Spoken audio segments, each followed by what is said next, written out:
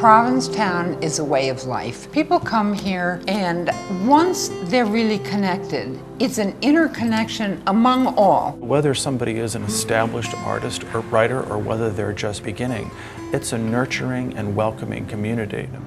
And the light, it's this incredible light. It's like the light of the Mediterranean. It's absolutely wonderful. I consider Provincetown my hometown, really.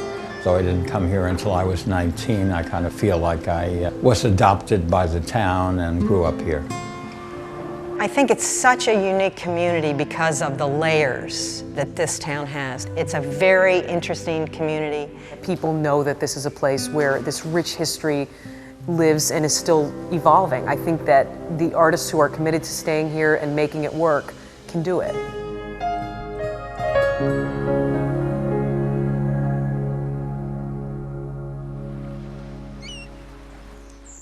Everybody around us were artists and writers, and they walked up and down Commercial Street, and Hoffman was here, and Knott's was here, and hundreds of them up and down the streets, very beachcomber-ish in those days. So the enthusiasm and the talent and the excitement is right here. It's a very close community with all the opposites occurring. It's a very exciting, highly unusual environment. There is an energy here, and it's almost like the inspiration of the light is the inspiration that comes then from each one of us. It's very special.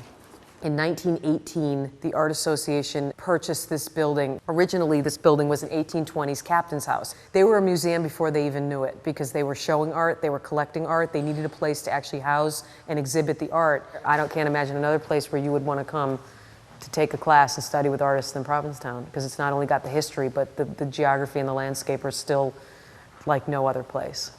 That's really what drew me here, is that there's so many layers. It's a very interesting community. It feels like it's even getting bigger.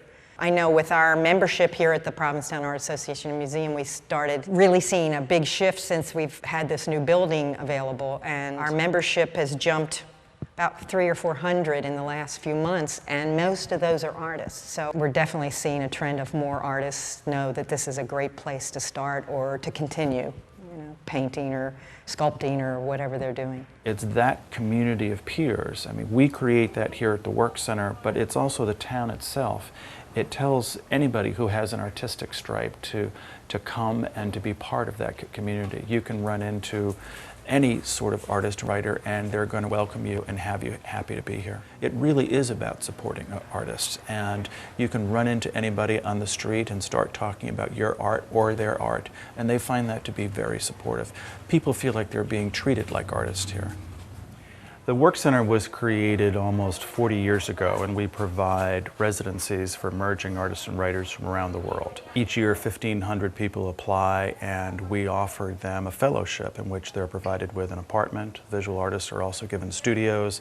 They all get a $650 a month stipend, and nothing is asked except they focus on their poetry, their painting, their photography. It's the largest program of its type in the United States.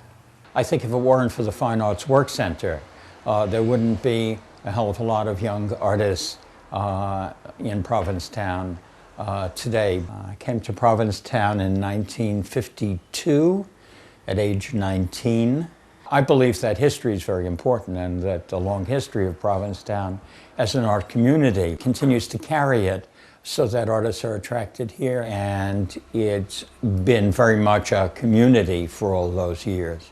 I met my husband here. My husband's press came through Cecil Hemley. I introduced my husband to Cecil Hemley, and then we went to New York and ran the Noonday Press for a while until we couldn't afford it anymore. Provincetown has really influenced my life enormously. It all started in Provincetown, which is really extraordinary.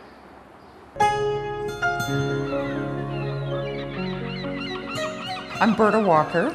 My grandparents started to come here from Pittsburgh in 1916.